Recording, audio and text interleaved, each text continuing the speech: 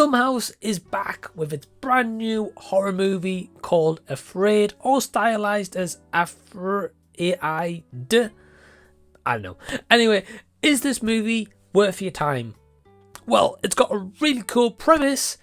I liked elements of it, but ultimately it failed for me. Stick around and I'll tell you why.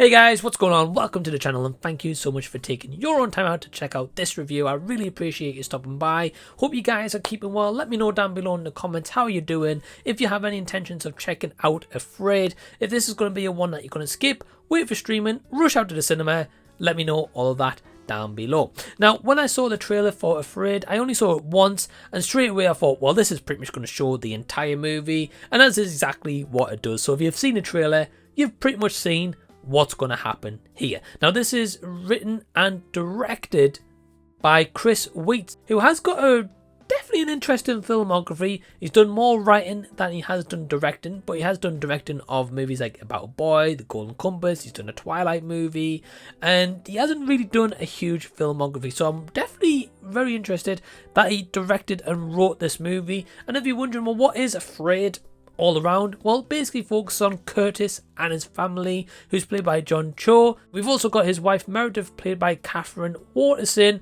and this family is specifically selected to test this brand new AI, kind of an Alexa device in their home.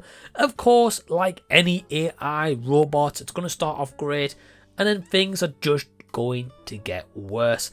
I'll leave it there. Do not give you guys spoilers if you are actually interested in checking this one out. So what were my positives that I took away from seeing Afraid? Well, I can say that the cinematography at times is nicely shot, especially more of the interior shots of the home and kind of the exterior shots of this huge house that John Cho's character of Curtis has. The house is beautiful, it's stunning. It creates this great architecture and landscape and our setting and kind of the seclusion of the home feeling, but also the AI device is, again, it's a really cool concept. The fact that this AI is so helpful, it helps these kids out and it kind of becomes part of the family and wants to become part of the family. But as the movie progresses, of course, things are going to start spiraling out of control of this family. And that alone, it's simple, but it can be effective. Depends on how you do it, depends on the nature of how you approach this. If it's a serious tone where you go more of a comedic route, and I don't think the tone balances completely, because at times this movie is just too goofy for its own good than it actually needed to be. But going into the final positives or so that I have, I think that John Cho and Katherine Waterston, who are two well-known established actors and actresses, for what they're given here, they do a good enough job.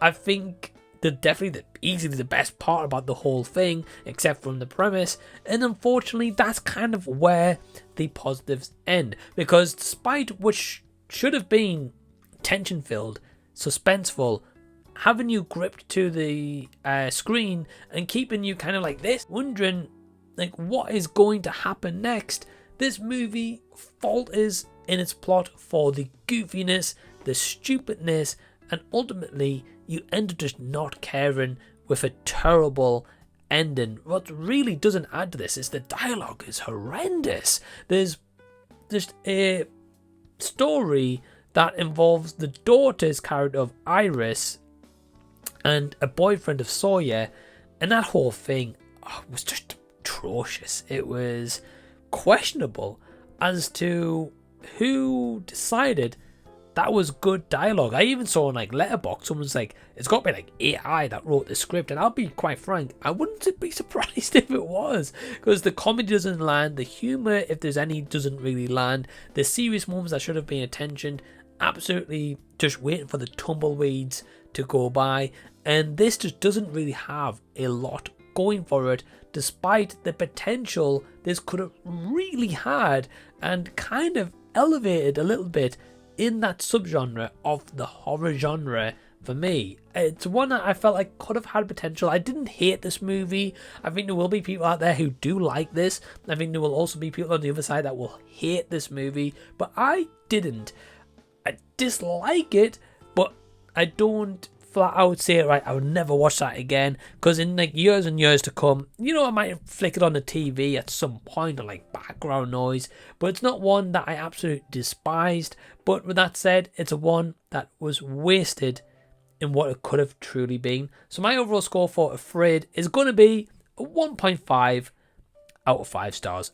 If you guys aren't a part of Patreon, you can join today from only £2 per month. The link's down below in the description box. You get access to so much more stuff you don't get here on YouTube, including early videos and exclusive videos, including my review of Blink Twice. That's not here on YouTube, so go check that out. Links down below in the description box. Big thanks to all these awesome legends who are part of Patreon.